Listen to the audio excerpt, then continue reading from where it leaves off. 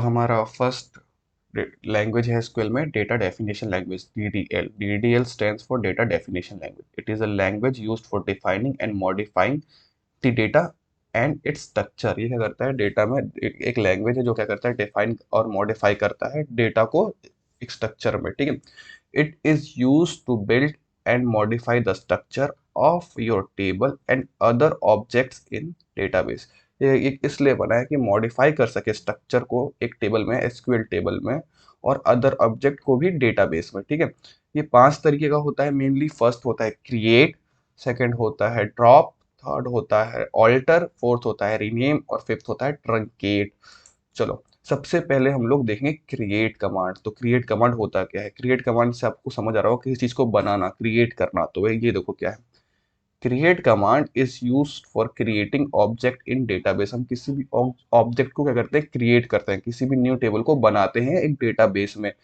It creates a new table in database. ये करता है, क्रिएट करता है न्यू टेबल को डेटाबेस में। जैसे मैंने आपको बोला, मैंने क्रिएट कमांड को पहले भी बोर्ड पे बताया है कैसे वर्क करते हैं उस पर। आज हम लोग कमांड प्रॉम्प्ट पे देखेंगे कैसे वर्क करते हैं इसको रन करके। इसका सिंटेक्स है क्रिएट टेबल। अब जो जो हम लोग टेबल का नाम देंगे, जैसे यहाँ पे एम्प्लॉय दिया हुआ है तो ये टेबल का नाम है उस टेबल का। उसके अंदर उसने पूरे एट्रीब्यूट प्रोवाइड कराए हैं, देखो यहाँ पे। तो ये चल के हम लोग कमांड प्रॉम्प्ट पे देखते हैं। आ जाओ, तो लेट्स देखो, हम लोग कमांड प्रॉम्प्ट पे आ गए हैं। पासवर्ड डाल के इसके अंदर आते हैं। चलो, पासवर्ड सही है अपना। अब हमें क्या करना है, एक डेटाबेस क्रिएट करना है, उसके अंदर अपना टेबल बनाना है। तो क्रिएट करते हैं डेटाबेस। इजी है, क्रिएट कमांड जैसे यूज करेंगे इसमें भी। Sorry, create database. Let's see, cyber ले लेते हैं अपना यूट्यूब चैनल साइबर नेम से, तो ये ले लेते हैं। अब इस डेटाबेस को यूज करना है तो सीधा यूज डेटाबेस। डेटाबेस का नाम अब हमारा है साइबर, तो साइबर लिख दो, सेमी कॉलम दो, एंटर कर दो। अब हमें क्रिएट करना है टेबल। तो लेट्स सी कैसे करेंगे क्रिएट। ये देखो, बहुत इजी है। क्रिएट टेबल अपना employees, employees bracket, first bracket open close करके उसमें सेमी कॉलम देके उस ब्रैकेट के अंदर आ जाओ। इस ब्रैकेट के अंदर हम लोग एट्रीब्यूट प्रोवाइड कराएंगे।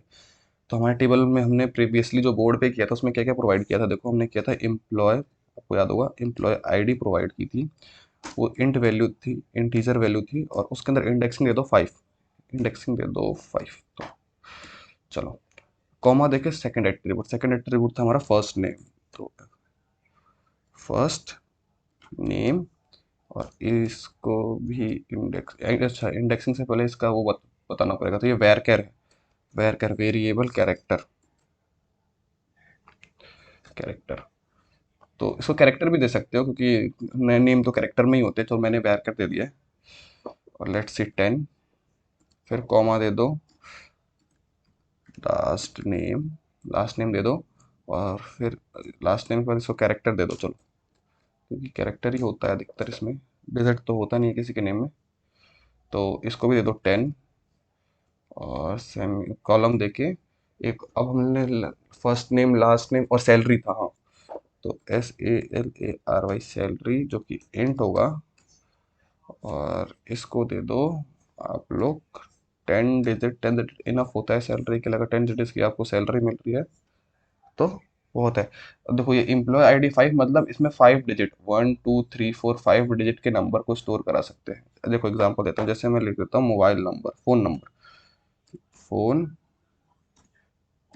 फोन नंबर, और इसको देते हैं इंट। तो फोन नंबर हमारा कितना होता है, 10 डिजिट का होता है। तो इधर देखो 10। तो इसमें सिर्फ 10 डिजिट के ही वैल्यूज को पुट करा सकते हैं इंडेक्स में, तो समझ रहे हो। इसको एंटर कर दो। इसमें एरर आ रहा है, एक सेकंड, कहाँ आ रहा है। अच्छा, मैंने इंट को पूरा इधर प्रूफ दिया नहीं है। देखो इधर मैंने फोन नंबर में IN लिख के छोड़ दिया। तो कोई नहीं, इसको हम लोग सही कर लेते हैं, सही हो जाएगा। अभी हमारा प्रोग्राम सही से रन होगा। ठीक है, अब हमें क्या करना है, अब हमें इस टेबल को देखना है। तो टेबल देखने के लिए हम लोग क्या डिस्क्राइब करते हैं टेबल को, DESC, डिस्क्राइब एम्प्लॉयज, एम्प्लॉयज। तो ये हमारा, देखो ये हमारा टेबल बन चुका है।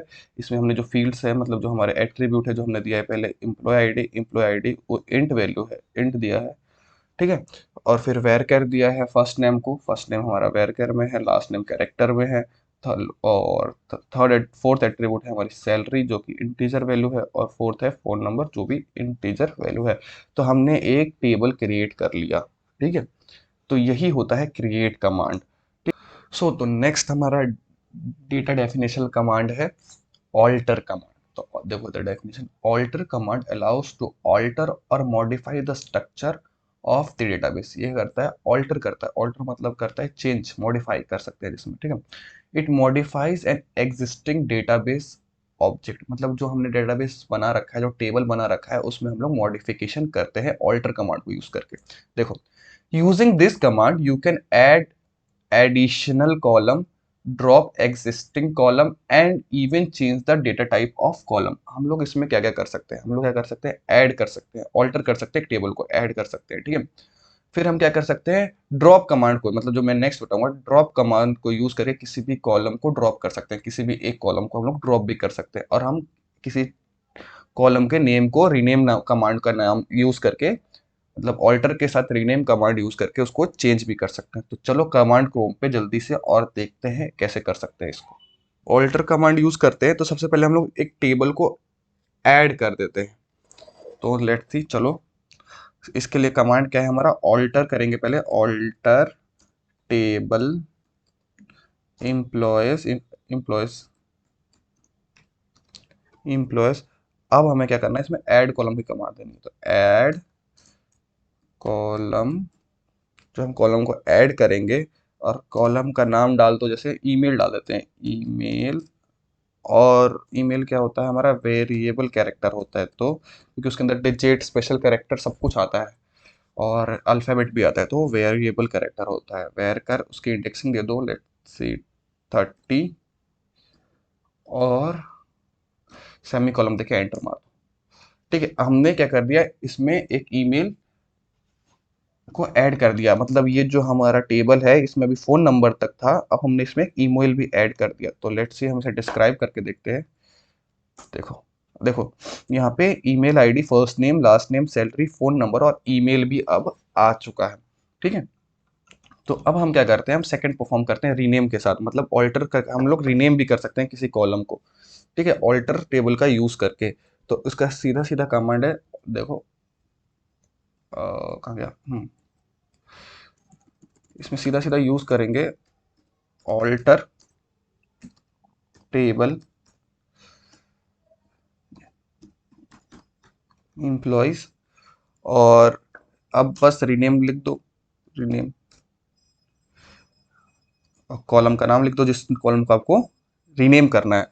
तो alter table employees rename column, और लेट्स सी हम किसे चेंज करें, हमारे पास क्या क्या है वो देखते हैं।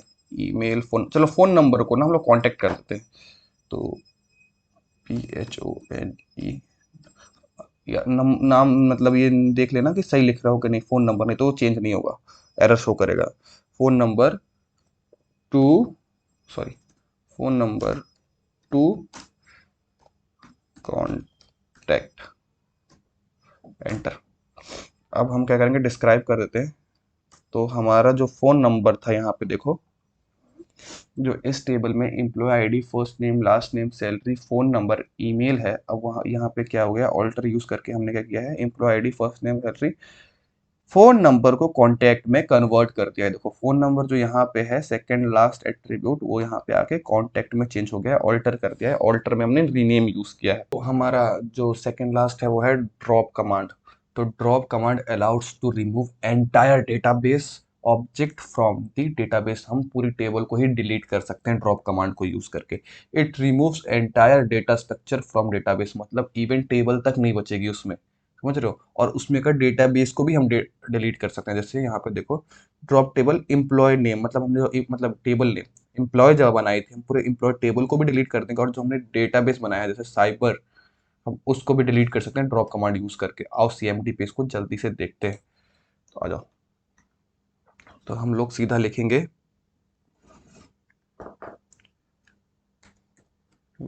ड्रॉप टेबल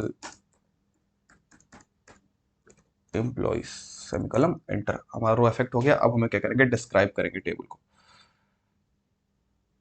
डिस्क्राइब एम्प्लॉइज, देखो यहाँ क्या लिख रहा है, table cyber employees does not exist. Cyber क्या, हमारा डेटाबेस जो हमने क्रिएट किया था ऊपर, देखो यहाँ पे हमने डेटाबेस क्रिएट किया था ना यहाँ पर डेटाबेस, क्रिएट डेटाबेस साइबर, सिर्फ हमारा साइबर बचा है। हम चाहे तो इसको भी उड़ा सकते हैं, देखो कैसे, बस हमें लिखना है ड्रॉप डेटा बेस साइबर और सेमी कॉलम और एंटर।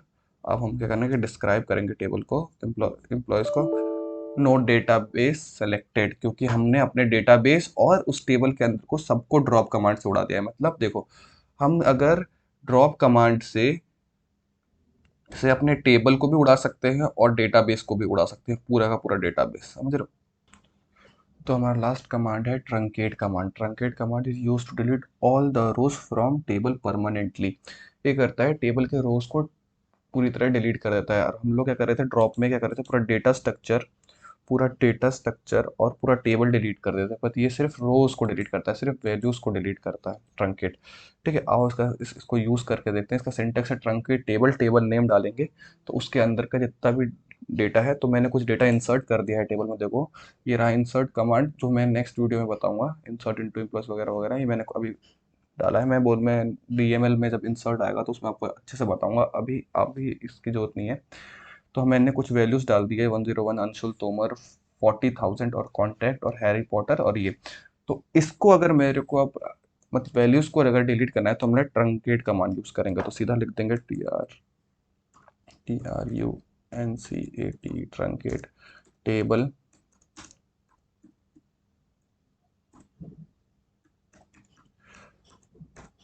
एम्प्लॉयज। ठीक है, और देखो जब मैंने इसमें वैल्यू दी है ना, मतलब मैंने जब वैल्यू प्रोवाइड की है, तो मैंने कौन सा कमांड यूज किया है, select star from employees. Describe नहीं कर सकते क्योंकि वो अंदर की वैल्यूज को नहीं बताता है, डेटा की वैल्यूज, सिर्फ वो एट्रीब्यूट्स बताता है। एम्प्लॉयज की स्पेलिंग गलत है, एम्प्लॉयज और एंटर। हमारा रो इफेक्ट हो गया है। अब हमें क्या करना है, ठीक है, अभी नहीं बताएगा। अब देखो ये कमांड नहीं वर्क कर रहा है, select star from employees work नहीं कर रहा है, एम्प्टी, क्योंकि ये दोनों डिलीट हो गया, क्योंकि हमने ट्रंकेट कमांड यूज कर दिया। ट्रंकेट में करता है, ये जो वैल्यूज है सबको डिलीट कर देता है। अगर हम डिस्क्राइब करेंगे, DESC सॉरी, डिस्क्राइब एम्प्लॉयज करेंगे, तो देखो सिर्फ हमारा एट्रीब्यूट जो है यहाँ पे employee ID, first name, last name, salary, वही बच गया है। और अंदर का जो डेटा है अंशुल, देखो कहाँ है, कहीं है अंशुल, कहीं है हैरी पॉटर 40,000 वगैरह वगैरह, नहीं। तो यहाँ पे हमारा डेटा डेफिनेशन लैंग्वेज खत्म हो गया। होप आपको समझ आया होगा। समझ आया है तो लाइक करो, सब्सक्राइब करो और अपने दोस्तों को व्हाट्सएप पे शेयर करो। ठीक है।